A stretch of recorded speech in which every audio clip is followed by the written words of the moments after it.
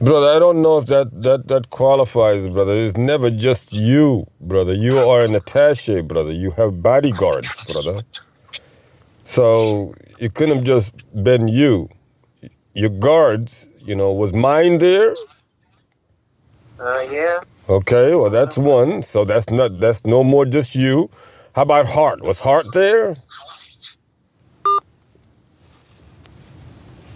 Sorry, trying to No, put the headphone. no problem, brother.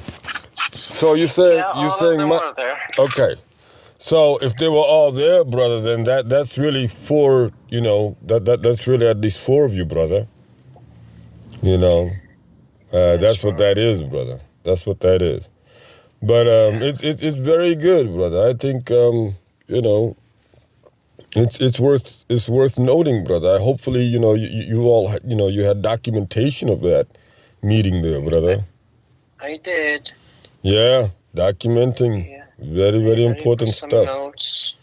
Very important stuff. I'm gonna forget them or just get stressed, so I wrote them down. Yeah, yeah. Well, brother, there's been a very important quest. I sent you a video, brother. And the quest is this. You know how, like, people deliver these speeches, which are real, they're true. Like, they say something that is really, really, really, really true, but they cannot get it out of, like, revelations. They cannot base it off of what the Torah and the Injil have. But we have the Quran and we can, brother. Well, they're using the... No, brother. They're basically using sense, which, it's a wise sense. It's a wise form of common sense. That's really what they're using. It's almost like the mathematical equations, if you don't mind, But the Quran does not leave any of that out. You see, brother. So that's the niche, brother. That's the niche. And I sent you one video already. I think he's like a big, like a big cardinal or something like that. And he's, eminence and all this stuff, brother. But, there's also a very important thing, where Surah Tawbah says, brother, اتخذوا أحبارهم ورهبانهم أربابا من دون الله والمسيح ابن مريم. You understand, brother? So, we have to be very careful also. But the bottom line is that, at least, the Quran, brother, is something in which it is to point out the truths of the Torah and the Injil. Even until today, the Quran will point out what is accurate of those books and refute what is inaccurate of those books. Do you understand, brother? Right. So... Turn off the bedroom lights. Okay, the bedroom lights are off. Sorry, I had to turn off the light. Yeah, brother, that's lovely, brother. That's just wonderful. So... Okay, yes, brother. yeah. So, but it's important, alhamdulillah, you got very, you did something with very today, so that's very important, brother. And I would like to talk to you about it and get your input. Yes, brother, inshallah, brother. I think it's something big, inshallah, and it's based on unity. Yes, brother. So... inshallah, we will, inshallah, brother, we will get into it, brother. We will get into that conversation, brother, to be fair, brother. And as far as my feedback about, the approaches or the way, certain groups or certain people speak in order to get the audience to believe in what he's saying and believe this is the truth.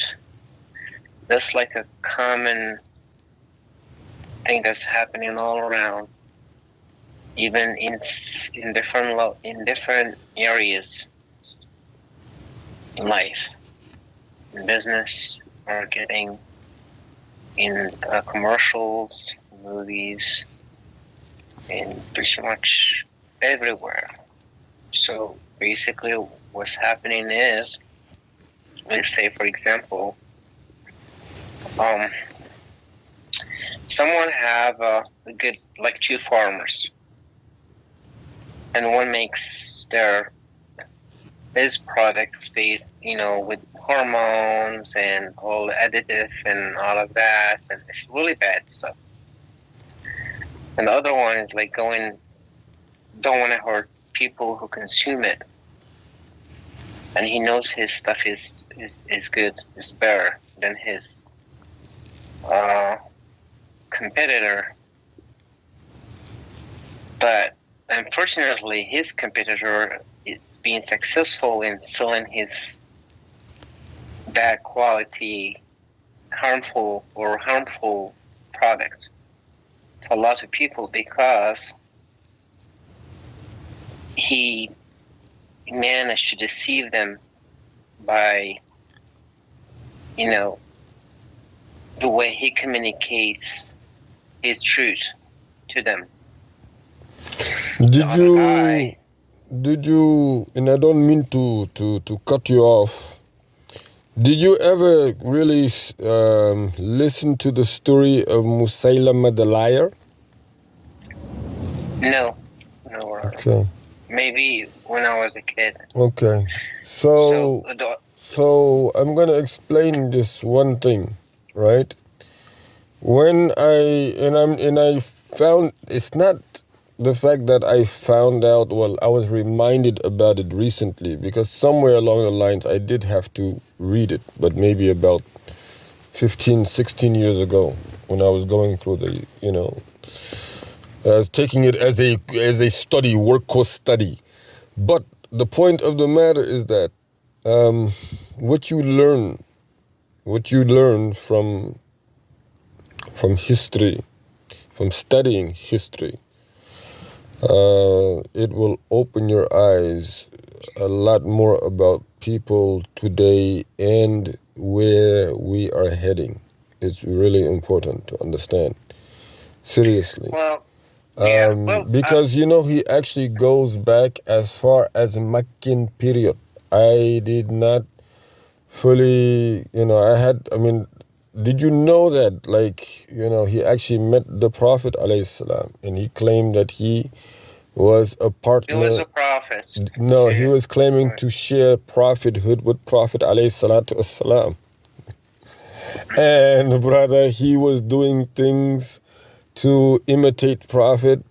And, when Allah Ta'ala blessed the efforts of Prophet, Allah Ta'ala showed that this guy was false, was a charlatan. Brother, so many different things took place. But at the end, do you realize that over 15,000 warriors, brother, gathered to fight on his side, brother? Despite all of the proofs and evidences that this guy was a liar. Right. So when it comes to, and back then compared to now, like now you can keep your facts and your opinions to yourself practically. You're smart, no one will know what your facts really are anyway. No one will care about your facts. But back then, the tables were reversed, so to speak. In other words, what you believed was where you gave your allegiance. So, it was a different situation there. But for sure, what it is that I'm trying to make you understand is that, لَقَدْ كَانَ لَكُمْ فِي رَسُولِ اللَّهِ أُسْوَةٌ حَسَنَةٌ. So, there really are the best of lessons and the best of training in the Sunnah of Allah subhanahu wa ta'ala. A true believer in Allah subhanahu wa ta'ala must understand the Madani period, particularly the male, and realize that, the biggest discrimination these days is against one's belief mainly. Not so much so anymore classes of people as much as it is what it is that the individual believes in, what it is that they base their lives on, that you agree or disagree with. So this is the situation, brother. But I really believe under the circumstances, and I'm thinking that, really it's true. It's very true that if you want to go from point A to point B, you have to undergo, an evaluation to get there. You want to get a job, you have to do testing, an interview, whatever, until you get that job. You want a promotion from that position, you have to, put in the application, take whatever examination, things that you would never do had that thing not been on the line. You understand the point, brother? Are you gonna put in the effort? Extra. You always have to go. That is very true. You always have to do above and beyond. And really, you find, well, I find, looking back in history, those who really did make it, mainly when I say make it, left behind, a positive impact on the society at large and for decades to come. You understand? They really did appreciate history. They really did study and value history, brother. And nowadays it's people or selling falsehood. People becomes creative in basically painting the falsehood with the truth. They really become creative. Well, that is an art and a trade itself, brother. Right. That is sickness too. It is a very in the heart, brother. But and it's a misguidance too. Well, it's like a sign of misguidance as well. Well, it's a sign of the end of time. That's what it really is. Right. And of course, what people fail to understand is that giving in to falsehood instead of supporting the truth is practically what takes a person away from the Sirat al-Mustaqim. Brother, the conclusion of that, really the main important thing about this is only Allah guides. So really, should we compete with those who sell falsehood and paint it and become creative just like them in order to sell the truth? Should we do that? No, we don't have to, because they are going the extra mile and doing too much and being misguided, putting a lot of effort to be becoming creative and deceiving and all of that, and to the point where they believe it themselves. So should we do like them? Well, I don't think so. Well, let me explain. For one important reason is because despite what you do for those who Allah choose to be misguided, there is nothing we can do to help them see the truth. Nothing. That's just like, but for those who Allah want to guide and guides, they will be able to see it with, even if it was presented to them in a more simplistic way versus creative way. Well, I'm gonna explain something to you, and the most important element of it is ibda binafsik thumma man da'uk. Right.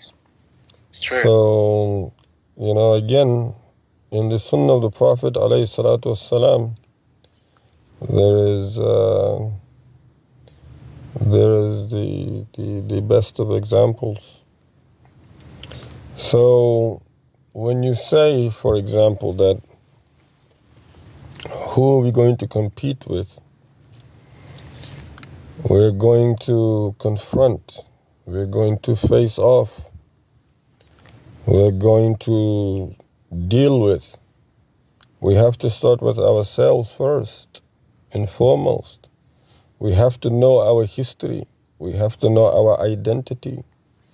We have to understand our purpose in how to collectively, in an impactful manner upon the society in which Allah subhanahu wa ta'ala has deemed us to be Khalifas on His behalf. We have to understand how to engage in civil dialogue and understanding as to the real life that Islam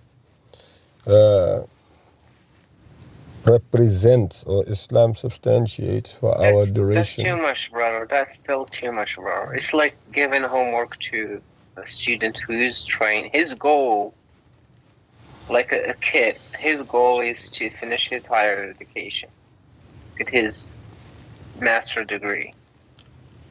And he's being like, yes, he has to do a lot in order to start with himself, basically, and have to go through a lot and learn a lot, put in a lot of effort in order to become accepted in society, economic world or whatnot. But as a Muslims, bro, we don't necessarily have to do that. We don't have to be those knowledgeable. Not everybody have to be knowledgeable, knowing about the history, knowing about every little thing in Islam, about every little thing in the Quran. We're gonna become all scholars. And that's impossible. That's too much to ask, to expect from the Muslim community. That's really too much. Brother, I like the fact that you confidently said that was too much, and I like the fact that you mentioned scholars, because I'm going to say to you that what you consider to be too much, Allah subhanahu wa ta'ala says, وَمَا أُوتِيتُم مِّنَ الْعِلْمِ إِلَّا قَلِيلًا. Okay, do you realize that the knowledge that Allah subhanahu wa ta'ala placed on this entire earth is only a little bit? Okay, that's number one. Number two, yes, brother. You know what we really are lacking? True scholars today. We have no true forthcoming scholars who are literally there in the position of leadership and to make the decision as a consensus body, brother. We do not have that. Where is the leadership? Who leads the Muslims today? No single body of Muslims has been able to reach all corners of the world of the Muslims and to make one. So we do need a scholarly, input, one that is, and this is again the reasons behind the Quranic revolution, where you say we are not to learn every little thing in the Quran. We cannot. Allah subhanahu wa ta'ala is the only one who knows everything about the Quran. But what we do have to and find it to be our duty and our responsibility to do is to supplicate that if Rasul ﷺ was within us today and Allah Ta'ala was revealing the Quran today to him, which solutions would he give us to solve these issues? We have to have the intention, and we have to have the plotting and the planning, strategic advantage that they had. We have to have it, because that's what Allah Ta'ala promised them, brother. We still need to be in the real world, brother. Brother, it is real, brother. What do you think? The akhirah is never going to happen, brother? Trust me, brother. That stuff is real, brother. That has nothing to do. Right, it has nothing. It has everything to do with it. Let me explain that to you. In the real world, that means. Listen, brother. It's gonna take time for everybody to once the med core, brother, is up and running, I'm gonna make sure they get a psych wing, brother. And trust me, you're gonna have to work in that psych wing. I don't know, brother. So you be evaluated first, brother. About the Muslim. They're gonna have to use you as some kind of experimentation at times, brother, to make sure. Brother, the truth of the matter is this. What are you talking about? Listen, the truth of the matter is, yes, I understand for decades, the reputation of Muslims in general, absolutely, I will be the first to say, it is horrific, okay? I have no other way to say that. It really is horrific. Like, you don't see really, Muslims coming together and speaking on behalf of one, body, just like the Prophet ﷺ. I mean, you don't see Rasulullah sallallahu alayhi wasallam's model in the behavior of Muslims, and you haven't seen it for decades, basically. So that's pretty bad, right? And then again, as we said, nobody really wants to do anything about it. And whoever does stick their head up, it's like, oh, you're the bad guy, that type of deal. But at the end of the day, Islam is not belonging to these individuals. Islam does not belong to, those who actually were involved and did what it is. Islam is not owned by them. They're not the owners of Islam. Allah subhanahu wa ta'ala is the one who is the originator of al-Islam. He is the one who made it the way to him, not anyone else. You see? So you have to understand, وَعْدَ اللَّهِ لَا يُخْلِفُ اللَّهُ وَعْدَهُ. You understand? Right. This is the reality of the situation. So we have to supplicate. Allah subhanahu wa ta'ala, Rasulullah sallallahu alayhi wa sallam, and his companions, and the predecessors, they were praying for us. They made dua for us, brother. They really did. They really made supplication for every believer that would come after them until the day of judgment, brother. They would make dua for them. You understand? They would say that there will be those who will come after us, who will hear of us and will believe in us, brother. You understand? So, on that note, the importance is that we utilize our supplication advantages, our dua brigades, brother, seriously, our adhkar, and we adopt the oneness of Allah subhanahu wa ta'ala in practice, brother, indeed, Inshallah, brother, he will never let us, be without, brother. Never let us be without. إلا تنصروه فقد نصره الله إذ أخرجه الذين إذ قل في ولصاحبه لا تحزن إن الله معنا لا تحزن إن الله معنا. That's the best part. Yes. All right, brother. سبحان من يغير الأحوال, brother. I'm doing well.